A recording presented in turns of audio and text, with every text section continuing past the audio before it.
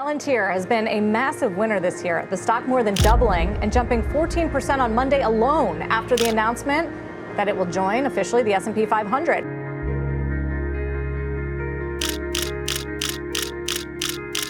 They're joining the S&P. Your company, previously kind of mysterious, private for about 17 years. Now you're going to be in the S&P. You're going to be added to millions of 401ks. Post 9/11, I think the idea, again, it was Silicon Valley ought to be involved in fighting terrorism and protecting our civil liberties. Alex Karp is the CEO and co-founder of a software company called Palantir. Since the beginning of 2024, Palantir's market cap has gone from $36 billion to around $150 billion. It's one of the most talked about stocks in the stock market right now, and today we're going to figure out why. Also, if you enjoy these videos, please consider subscribing to the channel so you don't miss any future content, but let's get right into it. It all started in 2003 when Palantir was officially incorporated by a small founding team, including Peter Thiel, who was previously a co-founder and CEO of PayPal, Stephen Cohen, Joe Lonsdale, and Alex Karp. Post 9/11, it was clear to the founders that the technology used at the government level was lagging behind the technology being used in Silicon Valley. So Palantir was founded with the mission to bring new innovative tech to the government and protect America. The first product we built was built to increase civil liberties and decrease terrorism. At the time, Peter Thiel was by far the biggest name on the team because he was coming from PayPal, and just a year before founding Palantir in 2002, PayPal sold to eBay for around $1.5 billion.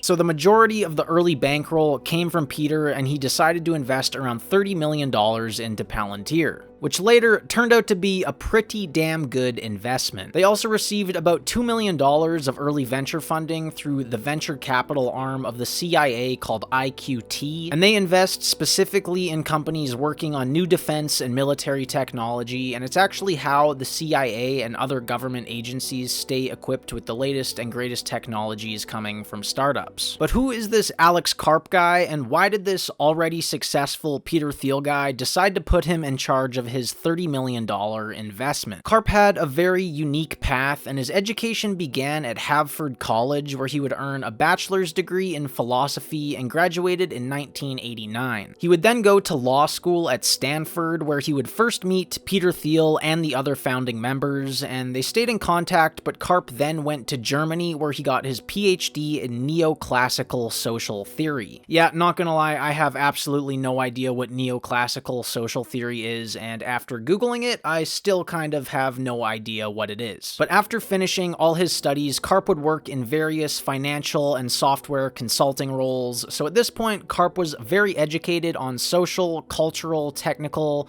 and even financial issues, which would make him a very valuable asset to this idea of Palantir. And one day, his old friends from Stanford asked him to join a founding team and become the CEO of a company called Palantir, and to their surprise, Karp agreed. So at this point, they were strapped with an idea, 4 brilliant Stanford graduates, and roughly $32 million, and they set out to make the world a safer place. From 2003 to 2008, Palantir would test and develop technology by running pilot projects facilitated by IQT, and in 2008, they officially released Gotham.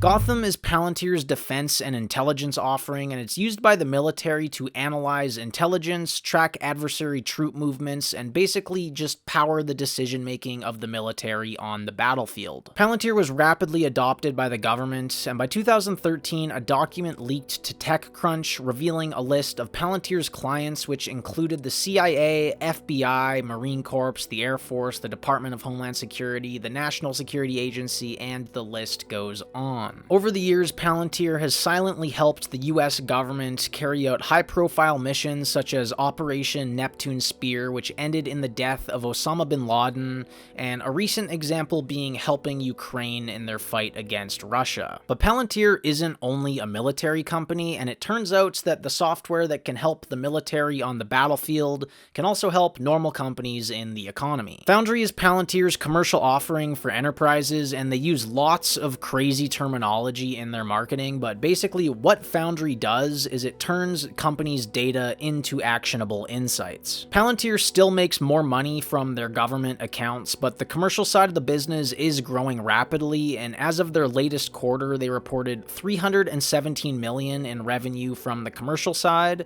and $408 million from the government side. They also recently released a commercial artificial intelligence platform called AIP, and this allows companies to train large language models on their own organization's data.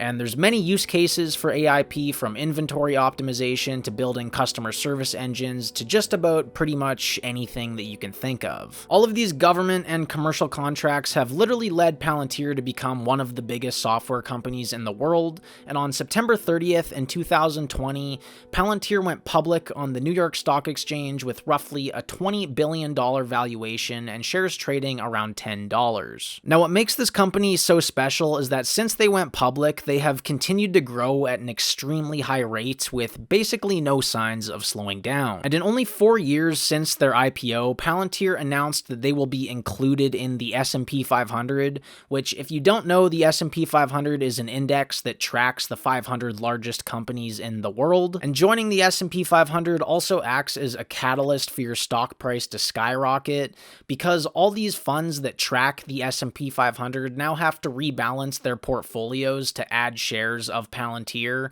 and literally billions of dollars flooded into the stock. And since the announcement of joining the index, their market cap went from $67 billion to around $150 billion.